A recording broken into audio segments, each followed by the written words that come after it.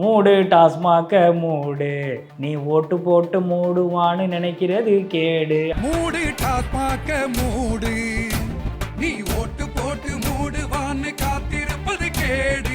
பாடகர் கோவன் சொல்லிட்டு தன்னுடைய பாடல்கள் மூலமா மிகப்பெரிய அளவில் ஒரு தமிழ்நாட்டில் அதிர்வலை ஏற்படுத்திய ஒரு நபர். விஜய்க்கு எதிரான ஒரு கருத்தை அவர் முன்வைக்கிறார். அதுல குறிப்பா திரிஷாவை குறிப்பிட்டு, ஏற்கனவே திரிஷாவும் விஜய் அவர்களும் வந்து கீர்த்தி சுரேஷருடைய திருமணத்திற்கு போயிட்டு வந்த விஷயத்தை கோட் பண்ணி பேசுறாரு. அமித்ஷா இல்ல வேற எந்த ஷா வந்தாலும் இங்க நுழைய முடியாதான்னு சொல்றீங்க, நான் திரிஷா கூட வந்தா நீங்க என்ன பண்ணுவீங்கன்னு ஒரு பையன் கேட்டான் நேத்து. அப்போ அதிமுக ஆட்சி காலகட்டத்தில் நடந்த இந்த டாஸ்மாக் உடைய உயிரிழப்புகள், டாஸ்மாக் குடியிலான உயிரிழந்த நபர்கள், இன்னைக்கு வந்து அது மாதிரியான ஒரு சம்பவம் நடக்கலையா? ஊத்தி கொடுத்த உத்தமிக்கு போயஸ்ல உல்லாசன்னு சொல்லி பாட்டு பாடினீங்க, இன்னைக்கு உத்தமர்னு எதுவும் பாட முடியாதா? விஜயை எதிர்ப்பதற்கு ஒரு அசைன்மெண்ட் உங்களுக்கு கொடுத்துருக்காங்க. அப்போ வந்து அதிமுக ஆட்சி காலத்தை அதிமுக இது பண்ணணும்னு ஒரு அசைன்மெண்ட் கொடுத்து இதை பண்ணியிருக்கிறாங்கன்றது இப்போதான் புரியுது இல்லையா? அப்போ அந்த புரிதலோட தான் இப்போ அவரோட பேச்சுக்களை பார்க்க. அப்போ நீங்க சொன்னது போலதான் விஜய்க்கு எதிராக செயல்பட சொல்லி திமுக விஜய் இப்ப சங்கிங்கிறாரு, திமுக அசைன்மெண்ட் கொடுத்துருக்கு. ரோட்டில் அவர் வரும்போது, ரோட் ஷோ பண்ணும்போது அவருடைய வண்டி மேலே ஏறினதாக இருக்கட்டும், மரத்துலேருந்து குதிச்சதாக இருக்கட்டும், தொண்டர்களினுடைய கட்சியினருடைய நடவடிக்கைகளுக்கு அவர் என்ன மாதிரிலாம் பிஹேவ் பண்ணியிருக்கிறாங்க, நம்ம இப்படிலாம் பண்ணக்கூடாது, நம்ம மற்றவங்களுக்கு முன்னுதாரணமாக இருக்கணும், அதனால் இந்த மாதிரி விஷயங்களெல்லாம் வந்து தவிர்த்துருங்க அப்படின்னு சாஃப்டாக சொல்லியிருக்கிறாரு. அதாவது ஒரு அன்போட சொல்கிற மாதிரி சொல்லியிருக்கிறாரு. கட்சி தலைவர் தன்னுடைய தொண்டர்களுக்கு என்ன மாதிரியான ஒரு டெம்ப்ளேட்டில் சொல்லுவாரோ இது கொஞ்சம் அப்படியே வேறையாக இருக்குது. மீம் டெம்ப்ளேட் மாதிரி இருக்கு. விசிலடிச்சாங்குஞ்சிகளாக கட்சியை வந்து நடத்தணும் அப்படின்னா அது ஃபியூச்சரில் மிகப்பெரிய அளவில் அவருக்கு பேக் ஃபேர் அது முடியும் அப்படின்றத அவர் உணர்ந்திருக்காரு அப்படின்னு புரிஞ்சுக்கிறேன்.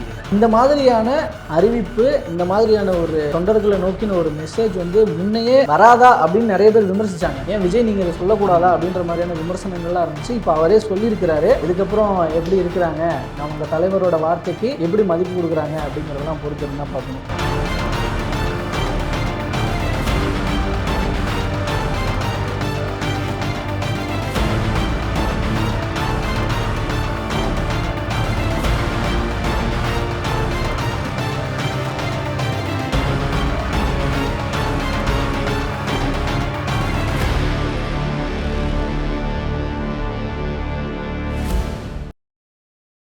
வேலை வேண்டுமா? ப்ளூ ஓஷன் இருக்கிறது.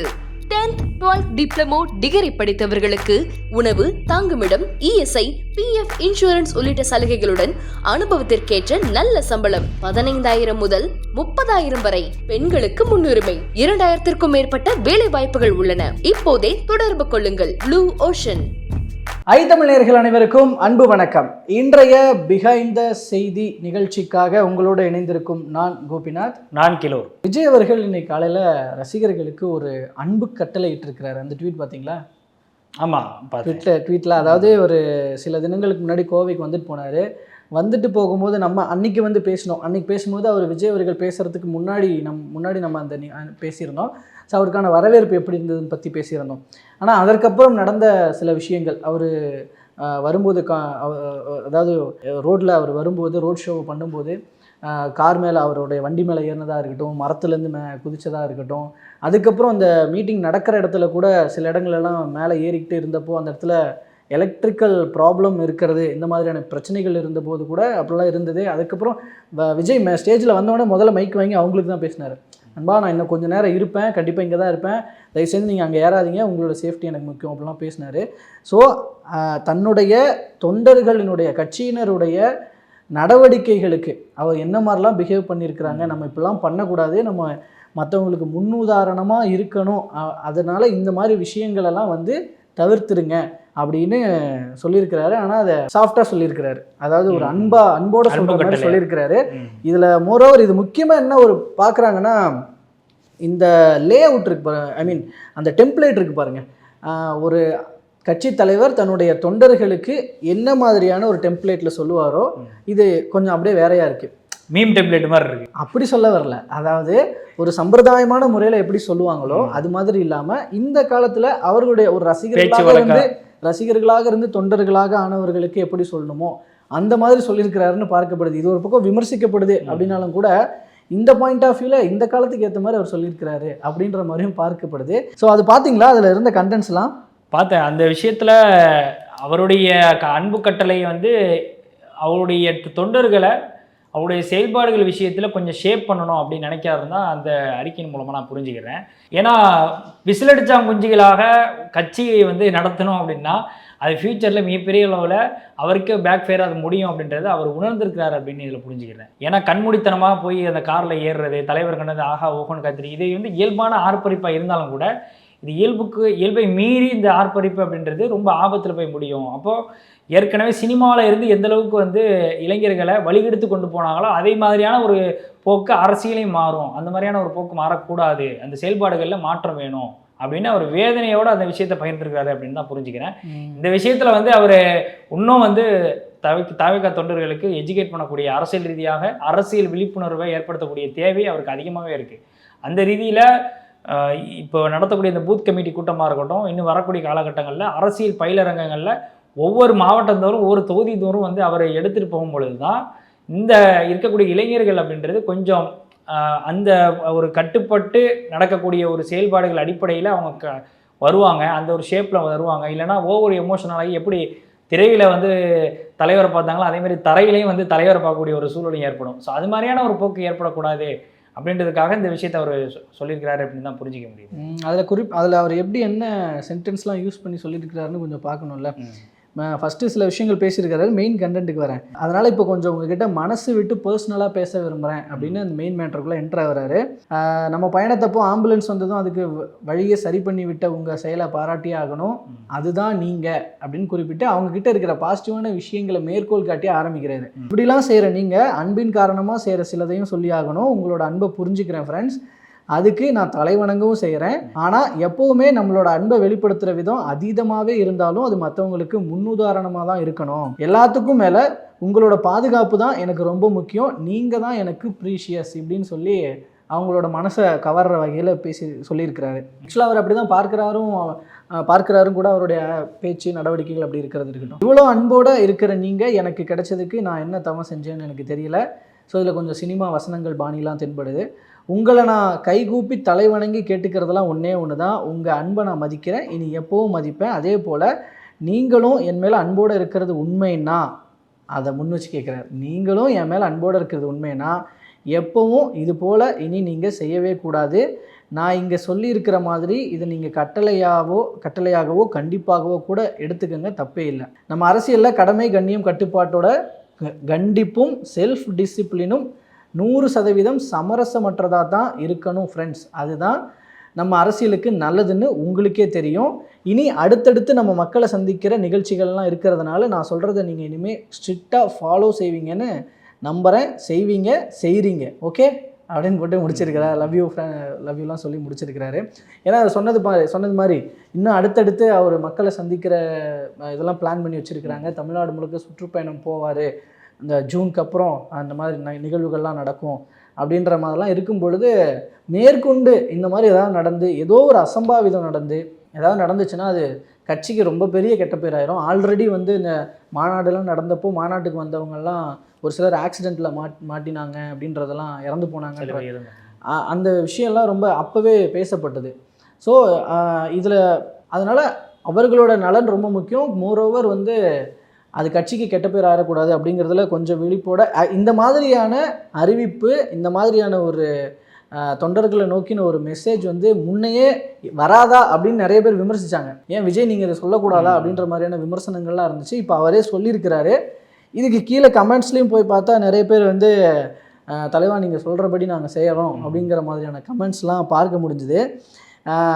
ஸோ அதை பொறுத்திருந்து பார்க்கணும் இதுக்கப்புறம் எப்படி இருக்கிறாங்க, தலைவரோட அவங்க தலைவரோட வார்த்தைக்கு எப்படி மதிப்பு கொடுக்குறாங்க அப்படிங்கிறதெல்லாம் பொறுத்திருந்தால் பார்க்கணும். ஸோ இதில் விஜய் சம்பந்தமாக ரொம்ப நாளாக ஒரு மௌனமாக இருந்த ஒரு பாடகர் ஏதோ வாய் திறந்துருக்கிறாருன்னு கேள்விப்பட்டேன். நீங்கள் சொல்லிட்டு இருந்தீங்களா காலையில்? ஆமாம், இப்போது கோவன், அதாவது பாடகர் கோவன் சொல்லிட்டு அவர் வந்து தன்னுடைய பாடல்கள் மூலமாக மிகப்பெரிய அளவில் ஒரு தமிழ்நாட்டில் அதிர்வலை ஏற்படுத்திய ஒரு நபர்.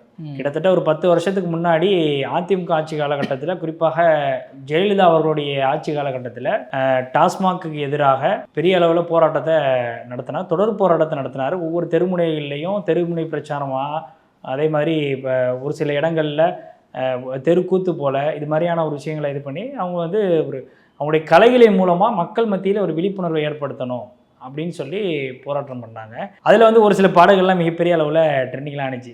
மூடு டாஸ்மாக மூடு, நீ மூடு டாஸ்மாக மூடு, நீ ஓட்டு போட்டு மூடுவான்னு நினைக்கிறது கேடு அப்படின்னு சொல்லி இந்த மாதிரியான பாடல்கள்லாம் பாடக்கூடிய சம்பவங்கள் மிகப்பெரிய அளவில் டாஸ்மாக்கு எதிரான பிரச்சாரம் அப்படின்றது அந்த காலகட்டத்தில் பேசு பொருளாக மாறுனுச்சு அவருடைய டாக்கு. ஆனால் திமுக ஆட்சி காலகட்டம் வந்ததுக்கு பிறகு அப்படியே வந்து மௌனமாயிட்டாரு. இன்னைக்கு திடீர்னு வந்து விஜய்க்கு எதிரான ஒரு கருத்தை அவர் முன்வைக்கிறாரு. அதில் குறிப்பாக திரிஷாவை குறிப்பிட்டு ஏற்கனவே திரிஷாவும் விஜய் அவர்களும் வந்து கீர்த்தி சுரேஷருடைய திருமணத்திற்கு போயிட்டு வந்த விஷயத்த கோட் பண்ணி பேசுகிறாரு.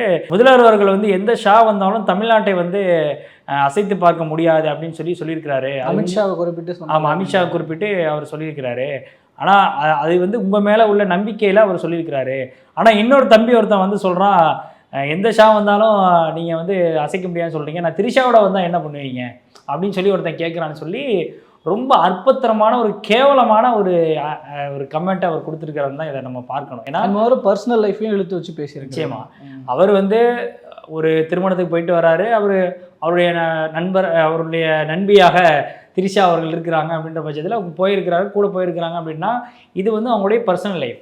அரசியலுக்கும் இதுக்கும் வந்து தொடர்பு படுத்தி நம்ம பார்க்கணும் அப்படின்னா இருக்கக்கூடிய எல்லா கட்சியை சேர்ந்த நபர்களுடைய தனிப்பட்ட விஷயங்களும் வந்து இன்றைக்கி அம்பலமானுச்சுன்னா ரொம்ப அசிங்கமாக தான் போகும். அந்த வகையில் இவங்க வந்து இவருடைய இந்த ஸ்டேட்மெண்ட் அப்படின்றது ரொம்ப கேவலமான ஒரு செயலை தான் நம்ம பார்க்குறோம். ஏன்னா இந்த மாதிரியான ஒரு போக்கு அப்படின்றது அப்போ கோவனுடைய செயல்பாடுகள், ஏன்னா அவரை பொறுத்த வரைக்கும் ஒரு கம்யூனிஸ்ட் சிந்தனையாளர், ஒரு ஏறத்தாழ அந்த மாவோயிஸ்ட் அந்த இதில் வந்தக்கூடிய அந்த அளவுக்கு வந்து ரொம்ப தீவிரமாக கம்யூனிஸ்ட் சித்தாந்தத்தை ஃபாலோ பண்ணக்கூடிய ஒரு நபர். அந்த பிரச்சார யுக்திகளும் அந்த மாதிரி. ஆமாம், அது மாதிரி தான் பாடல் வழியாக சொல்கிறோம். ரொம்ப ஹார்டான இது. RSS பாஜகவுடைய சித்தாந்தங்களுக்கு எதிராக கடுமையாக அவர் எதிர்த்து பாடல்கள்லாம் நிறைய வெளியிட்டிருக்கிறாரு. அப்போது அதிமுக ஆட்சி காலகட்டத்தில் நடந்த இந்த டாஸ்மாகுடைய உயிரிழப்புகள், அப்போது டாஸ்மாக் குடியிலான உயிரிழந்த நபர்கள் இன்றைக்கி வந்து அது மாதிரியான ஒரு சம்பவங்கள் நடக்கலையா?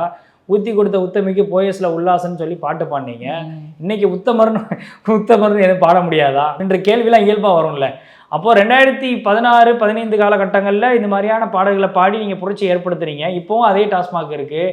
இது போன்ற சம்பவங்கள் அதிகரிச்சுக்கிட்டு இருக்குது. இன்னொரு படி மேலே 2023 நினைக்கிறேன், அந்த கள்ளக்குறிச்சி விவகாரம், கள்ளக்குறிச்சியில் வந்து கள்ளச்சாராயம் அருந்தி உயிரிழந்தாங்கல்ல, அந்த சமயத்தில் அதையும் நீங்கள் வந்து முதல்வருக்கு வந்து குற்றம் சாட்ட முடியாது. முதல்வருக்கும் இந்த விவகாரத்தில் அவர் என்ன பண்ண முடியும் அப்படின்ற மாதிரியான ஒரு கேள்வியை வந்து எழுப்புறாரு. இதுவே வந்து அவருடைய ஸ்டேட்மெண்ட் அப்படின்றது முற்றிலும் திமுகவினுடைய ஒரு அனுதாபியாக அவர் மாறி பேசுகிறாரு அப்படின்றது தான் என்ன இது மூலமாக புரிஞ்சிக்க முடியாது. முதல்வராக கள்ளசாராயம் காய்ச்ச சொன்னார், அவருடைய விருப்பப்படி அது நடந்தது, அது எல்லாமே காவல்துறையினர் அதிகாரிகள் பண்ண தப்பு அப்படின்னு சொல்லி நான் அவங்கள தான் குற்றம் சாட்டுவேன் இந்த இடத்துலன்னு பேசினார். காவல்துறை அதிகாரி கட்டுப்படுத்தக்கூடிய இடத்துல யார் இருக்கா? அந்த இடத்துல திமுகவை பார்க்க முடியாதுன்னாரு. நீங்கள் சொன்னது போல் காவல்துறை யார் கட்டுப்பாட்டில் இருக்குது? காவல்துறை நேரடியாக முதல்வருடைய கட்டுப்பாட்டில் இருக்குது. உள்துறை அமைச்சர் அவர் தான், தமிழ்நாட்டினுடைய உள்துறை அமைச்சர், காவல்துறையினுடைய அமைச்சர் அவர் தான். இப்போ அவருடைய கட்டுப்பாட்டில் இருக்கிற காவல்துறையை கட்டுப்படுத்த முடியாதா? அப்போது யாரை நோக்கி கேள்வி எழுப்புவாங்க மக்கள்? இது இயல்பான ஒரு விஷயம். இப்போ ஏற்கனவே நீங்கள் உங்ககிட்டயே உங்களுடைய பழைய வரலாறுகளை பார்த்தாலே முரண்பாடுகள் இவ்வளோ இருக்கு. அப்போ எந்த வகையில் நீங்கள் விஜய் அவர்களை விமர்சனம் பண்ணுறீங்க? அவருடைய அரசியல் ரீதியாக விமர்சனம் 1000 விமர்சனம் நமக்கு இருக்குது, இது வரைக்கும் இருந்துகிட்டு இருக்குது, இது வரைக்கும் நம்ம விமர்சனம் பண்ணிக்கிட்டு தான் இருக்கோம். அவர் எடுத்து வைக்கக்கூடிய அரசியல் ரீதியாக நம்ம பல்வேறு விமர்சனத்தை எடுத்து வச்சுக்கிட்டு இருக்கோம். ஆனால் தனிப்பட்ட முறையில் அவருடைய பர்சனல் லைஃப்பை எடுத்துகிட்டு வந்து இதில் கனெக்ட் பண்ணி இதில் அதை வந்து ஒரு மலினமாக ஒரு கேவலமான ஒரு விஷயத்தோடு நீங்கள் தொடர்புபடுத்தி பேசுகிறீங்க அப்படின்னா நீங்கள் எது மாதிரியான அரசியலை நோக்கி நகர்றீங்க? அப்போ கோவம் அதில் அவர் குறிப்பிட்ட ஒரு விஷயம், அதாவது அதிமுக ஆட்சி காலத்தில் ஒரு மது ஒழிப்புக்கு எதிரான ஒருத்தராக பிரச்சாரம் செய்த ஒருத்தராக பார்க்கப்பட்டவர். நீங்கள் குறிப்பிட்டது போல் அந்த 2023 ஏப்ரல் மாதம் கொடுத்த அந்த இன்டர்வியூவில் மதுவை ஒழிப்பதை விட மதத்தை ஒழிப்பது தான் எங்களுக்கு முக்கியம் அப்படின்னு சொன்னார். அப்போ வந்து மது ஒழிப்பு போராளியாக இருந்தவர் மத ஒழிப்பு போராளியாக இப்போ மாறினதுன்றது வந்து என்னடா திடீர்னு இந்த ஆட்சி வந்தோன்னு இப்படி மாறிட்டீங்க அப்படின்ற மாதிரியான ஒரு கேள்வியை எழுப்புது. ஏன்னா இல்லை இப்போ இந்த மாதிரியான சம்பவங்கள் இன்னும் தொடரும் பட்சம் இல்லை. இப்போ இதில் வந்து கோவனுடைய அப்போதைய பிரச்சாரம் அப்படின்றது மக்கள் மத்தியில் விழிப்புணர்வை ஏற்படுத்தினுச்சு. அதை அரசியல் சாயம் பூசி யாரும் பெரிய அளவில் பார்க்கல அப்படின்றது அப்போ உள்ள கண்ணோட்டத்தில் நம்ம அப்படி தான் அதை புரிஞ்சிக்க முடிஞ்சிச்சு. ஆனால் அந்த அப்படியே 10 வருஷம் பின்னாடி இப்போ வரும்போது தான் தெரியுது அதிமுக ஆட்சியை வந்து அதிமுக ஆட்சியை அகற்றிவிட்டு திமுக ஆட்சியை கொண்டு வரணுங்கிறதுக்காக தான் இத்தனை பிரச்சாரத்தையும் அவர் மேற்கொண்டிருக்கிறாரு அப்படின்றத நம்மளால புரிஞ்சிக்க முடியுது. ஏன்னா அந்த ஆட்சி காலகட்டத்தில் அந்த நேரத்தில் அவர் பிரச்சாரம் பண்ணிட்டு இருக்கிற நேரத்தில் தான் கனிமொழி அவர்கள் வந்து ஒரு ஸ்டேட்மெண்ட் கொடுத்துருந்தாங்க 2016 தேர்தலுக்கு முன்னாடி. இளம் விதவைகள் அதிகமாக இருக்கக்கூடிய ஒரு மாநிலமாக தமிழ்நாடு மாறிக்கிட்டு இருக்கு. அதுக்கு காரணம் இந்த டாஸ்மாக் உயிரிழப்புகளை தான் அவர் கோட் பண்ணி காட்டியிருந்தாங்க.